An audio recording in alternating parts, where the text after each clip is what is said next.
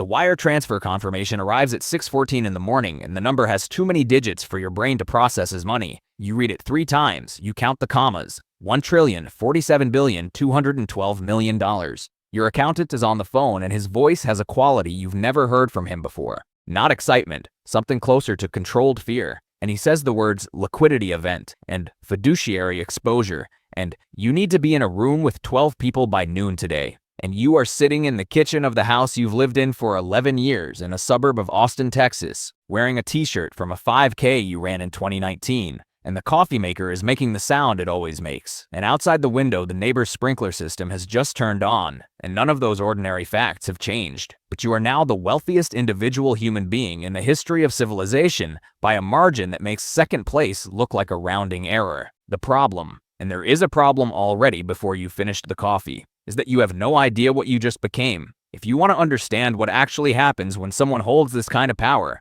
FNB Dude POV is where it goes without the fantasy version. $1 trillion is not a large amount of money the way a mansion is a large house. It is a different category of thing entirely, and the failure to understand this is responsible for almost every naive conversation about what a person would do with it. Consider the scale. If you spent $1 million every single day, starting from the birth of Jesus Christ, you would not yet have spent $1 trillion. You would need to keep spending at that rate for another 738 years. $1 trillion is approximately the GDP of the Netherlands, an entire country's economic output for a year, held by one person. It is enough to give every human being alive on Earth approximately $125. It is enough to fund NASA's entire budget for 40 years. It is enough to end global extreme poverty, by most estimates, twice over, with money remaining. The number is so large that it defeats intuition, which is the first thing that happens to you when you have it. Your intuitions stop working. The internal calibration system that tells you whether something is expensive or cheap, reasonable or excessive, proportionate or absurd. That system was built for human-scale decisions, and this is not a human-scale situation, and the system fails. And what replaces it is something you'll spend years identifying. You didn't build a company. That's the first thing to understand about how this happened, because the how shapes everything that follows. The wealth came through inheritance. Your grandfather, who you met 11 times and who smelled like pipe tobacco and said very little, built something in the 1960s that became something else in the 1980s that became something incomprehensible by the 2000s, and the estate took 6 years to settle, and the number that arrived in your account at 6:14 this morning is what remained after taxes and legal fees and the distributions to 17 other family members whose shares were smaller by factors that are themselves hard to comprehend. You didn't earn this. You didn't build it. You didn't even particularly expect it. The lawyers had given you a range, and the number that arrived was above the top of the range because the final asset valuation came in higher than projected. You have $1 trillion, and you have done nothing to deserve it, and you have done nothing to not deserve it. And that moral neutrality is its own specific kind of vertigo. The 12 people in the room by noon are lawyers, financial advisors, tax specialists, a security consultant, a PR person you didn't know you had, and 2 people whose specific roles you cannot quite determine despite 30 minutes of explanation. They speak in a language that is technically English and is functionally incomprehensible, and the summary of what they're telling you is this: the money cannot simply sit. It is too large to sit. $1 trillion in motion, invested, deployed, generating returns, is an active force in the global economy whether you intend it to be or not. Your investment decisions will move markets. Your philanthropic decisions will restructure entire sectors. Your tax planning will require the engagement of multiple governments. You are not, they explain, an individual who has money. You are, whether you chose it or not, an institution. The shift from person to institution is the first thing that happens. It happens that afternoon, in a conference room in Austin, while the coffee maker at home makes its familiar sound to an empty kitchen. You spend the first month doing what most people in your position do, which is trying to remain the person you were before the wire transfer. You go to the grocery store. You have lunch with your same friends. You go to your son's soccer game and stand on the sideline in the rain and pretend that the man standing next to you in a dark jacket is not the security consultant's recommendation and not your new permanent reality. The pretending lasts about 6 weeks. What ends it is not a dramatic moment, but an accumulation of small ones. The conversation with your college roommate that takes on a quality of performance on both sides, each of you playing the role of people who are still the same kind of person. The family dinner where your sister says something about money that is aimed at you without being addressed to you, a remark shaped precisely to fit between ribs. The moment at the grocery store when you reach for the same brand of pasta you've bought for 15 years and realize that the $3.49 price differential between it and the more expensive brand is, relative to your net worth, the equivalent of a person earning $50,000 a year agonizing over a fraction of a cent. The calibration system has failed. The pasta aisle is the confirmation. By month 3, you have made your first significant decision, which is to move, not because you need to, but because the house in the suburb of Austin has become a location that too many people know, and the security consultant has explained, with a patience that suggests he has explained this many times, that your physical exposure is now a different kind of problem than it was before the wire transfer. The new residence is a property in Colorado that was previously owned by someone whose name you recognize from financial news, and it has features that you didn't know to ask for and that were presented to you in a briefing document as standard requirements for your situation. Perimeter monitoring, safe room, air filtration, a staff of 7 full-time whose discretion is contractually guaranteed and whose background checks were more thorough than the one you underwent for your college internship. You sign the papers, you move. You tell yourself this is practical. It is practical. It is also the second thing that happens. The environment reconfigures around the money rather than around you, and you reconfigure with it. Because the environment is where you live and you adapt to where you live the way everyone does. The philanthropy begins in month 4, which is earlier than your advisors recommended and for reasons that are genuine. You have always believed in certain things: education access, climate science, global health, and you now have the capacity to do something about them that goes beyond writing a check to an established organization. You can build the organization. You can hire the people. You can set the agenda. You establish a foundation with $50 billion in initial endowment, which makes it immediately one of the largest philanthropic organizations in human history, larger than the Gates Foundation at its current size. And you hire a president and a board and a team of program officers, and you begin making grants. The first year of grants totals $4.2 billion, directed toward a portfolio of interventions that your program officers have identified as high impact and evidence-based. Real things happen as a result. Vaccines reach populations that couldn't afford them. Schools are built in places that needed them. Research programs are funded that would have died without the money. The impact is real. You know it is real because you have the data, and the data is credible. What you notice in month 7 or 8 is that the impact is also a form of power so complete that it makes political power look approximate. Politicians persuade. You fund. Politicians compromise. You direct. A senator spends 2 years building a coalition to allocate $200 million to a health initiative. You write a check in an afternoon.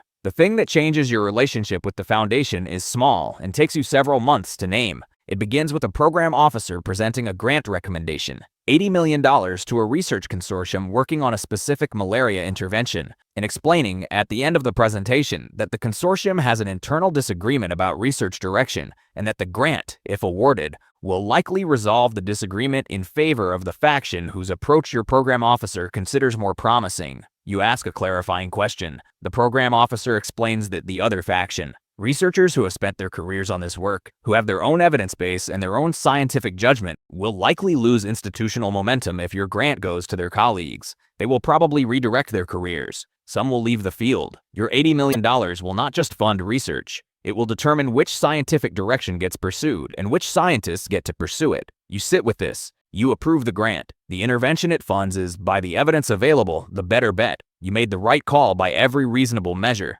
but you made it alone, in an afternoon, based on a 30-minute presentation about the career trajectories of scientists who don't know you exist and have no mechanism to appeal your decision. This is the third thing that happens. The scale of your decisions exceeds the scale of any accountability structure that could meaningfully check them. Year 2. Your foundation has restructured 2 international health organizations by the simple mechanism of funding priorities. Organizations follow money, and you are the largest single source of money in several sectors, and the sectors reorganize around your foundation's interests, the way iron filings reorganize around a magnet. This is not your intention. It is the physics of the situation. You have a conversation with the head of a major global health institution, a man who has spent 30 years building his organization's independence and scientific credibility. And he is careful and professional, and you understand, midway through the conversation, that he is managing you the way a diplomat manages a head of state. Not because he respects you personally, though he may, because you have the capacity to make or end his organization's next decade with a funding decision,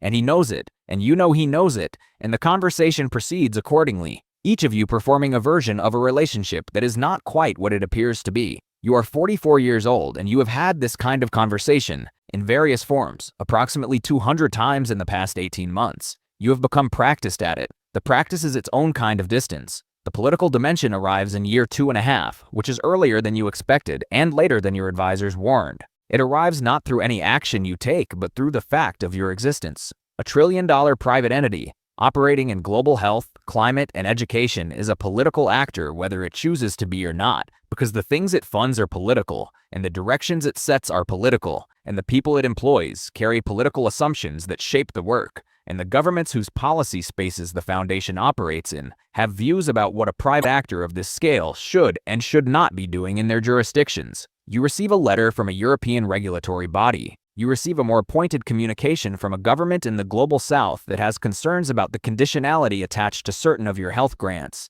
You receive a visit from 2 officials from an agency whose name you're not going to repeat here, who explain in very calm and professional language that your foundation's activities in certain regions have created frictions with existing diplomatic arrangements that would benefit from your awareness. You are aware. You adjust. The adjustment costs you a program you believed in. You make it anyway because the alternative was worse. This is the logic you've been hearing from institutions for years, applied now to yourself. The cost of operating at this scale is that some of the costs are borne by things you care about. By year 3, you have given away $140 billion and you have $920 billion remaining, because the investments that house the original trillion have continued to generate returns at a rate that exceeds your grant making, which means you are getting richer while engaging in the most aggressive philanthropic program in human history. This is not a paradox you designed. It is a feature of compound returns applied to a base this large. The money grows faster than you can give it away if you give it away responsibly, which requires diligence, which takes time, which costs money and operational overhead, which means the foundation employs 1,400 people globally and has offices in 11 cities and has become, in its own right, an institution with institutional interests that are not always identical to your personal values. The foundation has a reputation to protect. The foundation has relationships to maintain. The foundation has a board that includes people whose judgment you respect and whose judgment sometimes differs from yours. And the governance structure that you designed to prevent the foundation from being simply an extension of your will is now, occasionally, the mechanism by which your will is constrained. You built the cage and now you live in it, which is exactly what good governance is supposed to produce, and which feels, some mornings, exactly like what it is. The loneliness is structural, which is the phrase you use when you try to explain it to your therapist, who is very good and who charges $800 an hour and who you see every 2 weeks in a secure location because the security consultant has views about where you conduct sensitive conversations. The loneliness is structural because the relationships available to a person of your wealth are necessarily shaped by the wealth, not because people are venal. Most of them aren't, or not entirely,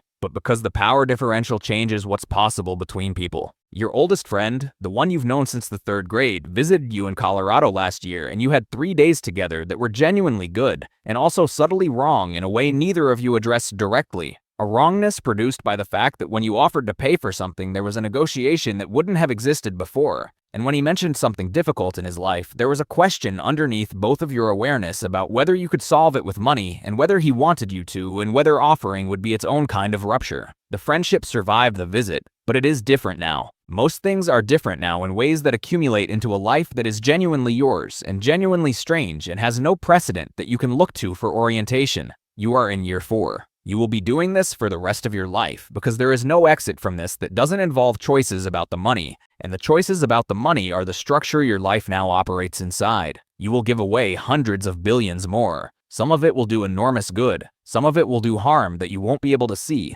because the feedback loops at this scale are too long and too diffuse to reach you in real time. You will employ thousands of people whose livelihoods depend on decisions you make based on information they curate for you, which means the information you receive is shaped by the institutional interests of the people who compile it, which means you are making decisions based on a version of reality that is partially constructed to serve the organization that serves you. This is true of every leader of every large institution. It is also true of you. The scale makes it more consequential and no more solvable. Somewhere tonight, someone is imagining what they would do with $1 trillion. The imagination is honest. The things they imagine doing are things they genuinely believe in. They would solve poverty. They would cure diseases. They would build schools and fund science and change the world. And they're not wrong that the money could do those things. It can, and to some degree it does. And the doing of it is real. What the imagination doesn't reach is what the money does to the person doing it. how the scale of the capacity reconfigures the scale of the self, how the accountability structures that make human beings legible to each other